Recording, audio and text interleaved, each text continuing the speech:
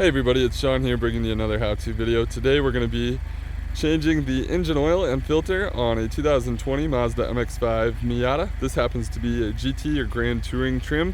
This video should apply for a 2016 and newer ND Miata, whether it's the Sport, Club, or GT models. So the first thing is the fun part. Get the car nice and warm, go for a little spin, have some fun, and get that oil warmed up. That way it'll be easier to drain.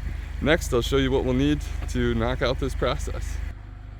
Here's all the parts and tools needed. You can use either a jack with some jack stands, or I've got a pair of well-used Rhino ramps here that'll help out with our process today. Your choice of oil, we're gonna need at least 4 quarts, probably closer to 4.5 quarts. I've got an OEM Mazda oil filter and some gloves, a funnel.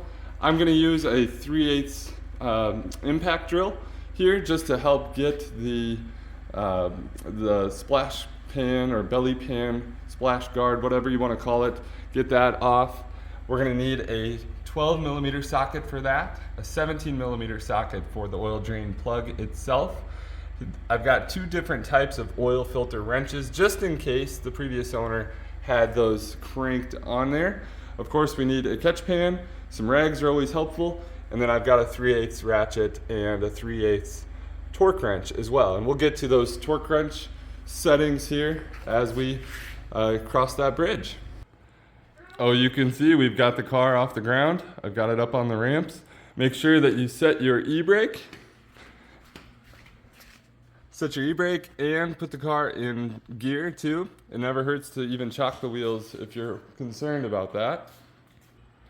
It also isn't a bad idea to pop the hood as well. That way it'll make it a little easier to drain that old oil. So we're gonna go ahead and get this thing off the ground, and we're gonna remove that oil fill cap.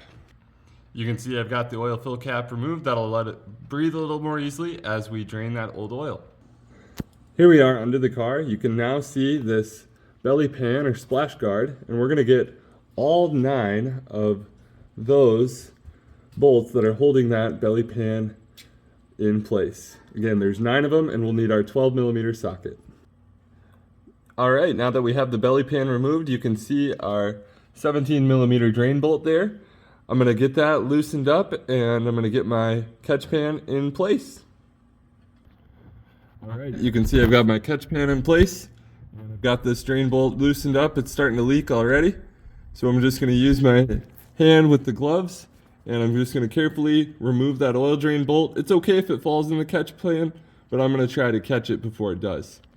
Okay, you can see that oil is still draining. We're just going to let that continue its process until there's hardly any drip left, and then we can start to work on that oil filter. While we're waiting for the rest of the oil, we can swap out this crush washer on the drain plug here. And one thing to note is you could reuse this one.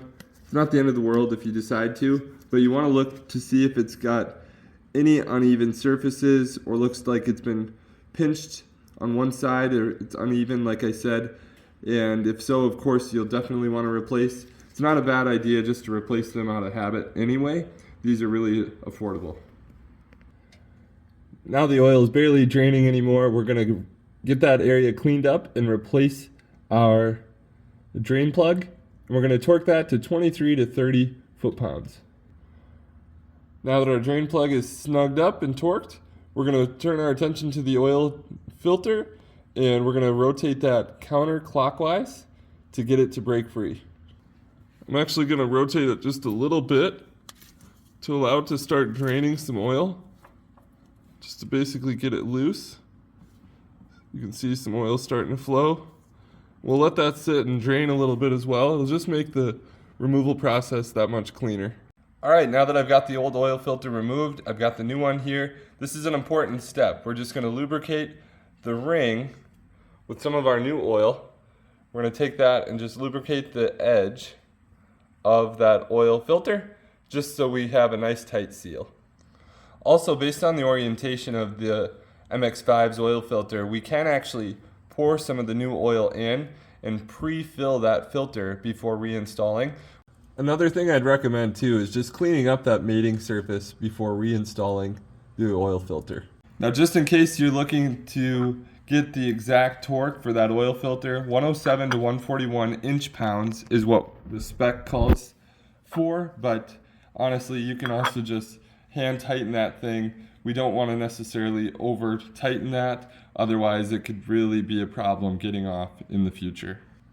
Now that we've got both the drain plug and the oil filter reinstalled and torqued, we're going to reinstall that splash pad or the belly pan, and we're going to use all 9 of those 12mm bolts to reinstall that, and we're going to torque those to 24 to 28 foot-pounds. Now we've got our splash pan put back on. We can put some oil in the car. We're going to put in 4 quarts to start, 4 US quarts.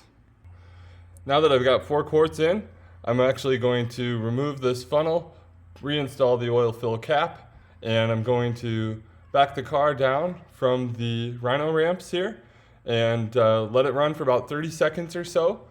And then I'm going to let it sit, and we're going to check our oil level to see where we're at.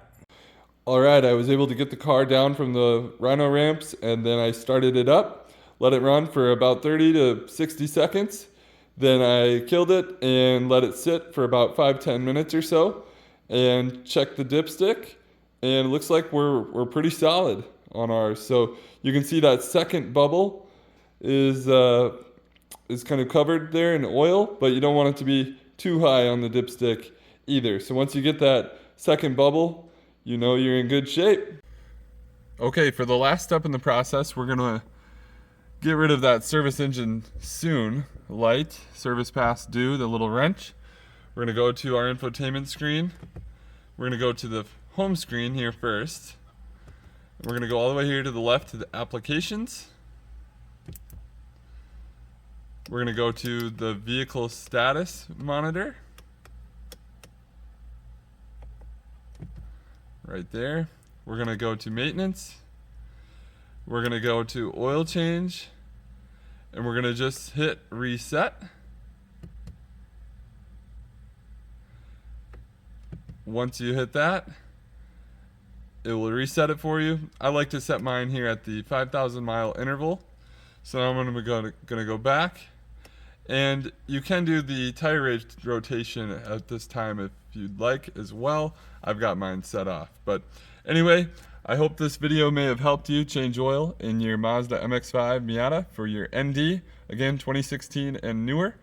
If you don't mind, please like and subscribe, and I'll keep more of these how-to videos coming. Thanks everybody, have a blessed day.